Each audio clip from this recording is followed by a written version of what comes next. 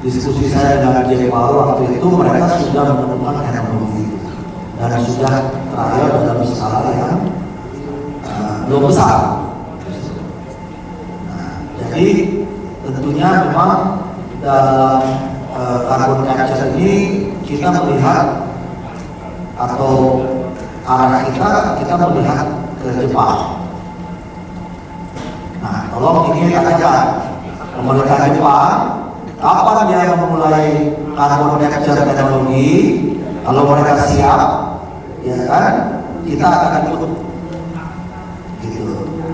Jadi kalau tanya ini ke pemerintah Jepang, kapan carbon capture teknologinya diterapkan, gitu, ya? Jangan coba-coba kecil-kecil doang, ulang yang gede dong, gitu. Atau kan? Pertanyaannya? Ini Pak, kebetulan nanti malam berada di Jepang Pak, acara yang waktu itu, yang forum yang Bapak pernah bicara besok. Tolong dirilis kapan kesiapan Jepang untuk melakukan carbon capture teknologi itu, dan tanya lagi apakah pemerintah Jepang akan itu menutup semua pembangkit listrik tenaga uapnya besok atau minggu depan.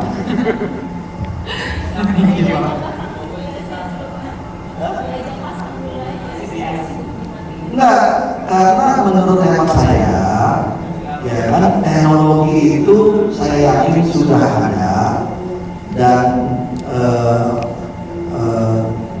perusahaan seperti JPower dan yang lain-lainnya itu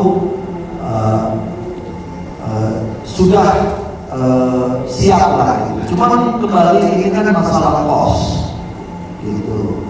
Nah, apakah kalau kita mau menerapkan teknologi itu, dan ini kita makanya tadi di Panjang tapi serius, menurut saya kan kalau kita bicara ekonomi, negara Jepang kan jauh lebih maju daripada Indonesia. Nah, itu kan balik nanti, end user siap nggak bayar dengan misalnya 20 cents to a dollar gitu, ya kan gitu. Nah, ya intinya poin saya mungkin kita juga harus realistis. Pasti Jepang, ya Jepang akan melakukan, karena negara Jepang ini di satu sisi kan dalam ketahanan energi ini menurut saya kita harus tiru. Kenapa? Jepang itu merupakan negara yang terbukti during crisis, ya, di Ukraina atau segala macam mereka eksis.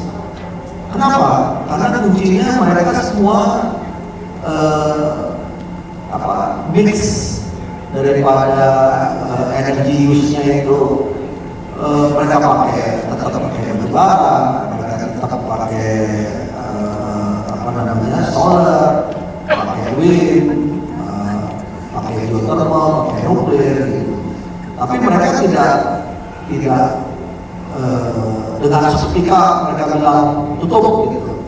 Dan mungkin tambahan sedikit sebelum kesana nanti tolong dicari tahu lagi, bisa di-share ke teman-teman. Terakhir ini Jepang banyak membutuhkan amonia, tapi amonia dipakai untuk sebagai energi.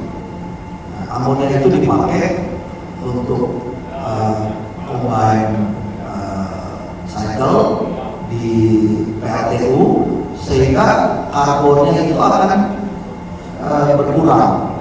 Nah, menurut saya mungkin step yang lebih ideal untuk Indonesia kita ngikutin Jepang seperti itu, karena Indonesia kan ada gas, ada segala macam yang bisa olah menjadi amonia, tapi amonia ini untuk dipakai untuk combine cycle dengan PLTU, dan hasilnya bagus. Bukan. Amonia dulu. Jadi ini kan gas, terus di ekstrak jadi amonia. Amonia itu nanti turunannya baru bisa jadi hidrogen atau segala macam. Tapi itu amonia sendiri nanti ada grey amonia, ada blue amonia, ada green amonia. Nah, Jepang sekarang masih tahapan yang grey ammonia. Tapi even that, grey ammonia itu kalau dipakai sebagai pencampur PLTU itu sudah jauh mengurangi emisi. Jadi sekali lagi ya kita akan melihat Jepang, karena Jepang memang harus kita akui mereka sangat advance, dan inisiatif ke depan itu pasti ada lagi. Tapi sekali lagi gitu, teman-teman juga harus kasih tahu ke adik-adik kita yang lain gitu kan, ya nggak bisa langsung misalnya hari ini tutup, nggak bisa gitu loh. Nanti pakai internet itu gimana mereka? Ntar kalau internet nggak bisa melihat handphone, itu udah kacau kan gitu. Jadi mesti. Tapi tolong di-share bahwa mungkin juga kan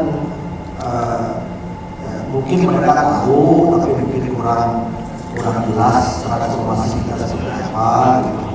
Yang kami minta itu adalah waktu aja gitu. Kami minta komitmen kita akan komited tapi kita perlu waktu. Dan sekali lagi kan pemerintah Indonesia juga komited terhadap net zero, tapi 2060 bahkan ada kok bisa lebih kurang dari itu gitu ya. Bukan apa-apa karena batu baranya habis kan tidak, dan otomatis batu baranya habis. Nah, pilar-pilar kita yang lain sudah mulai menghasilkan.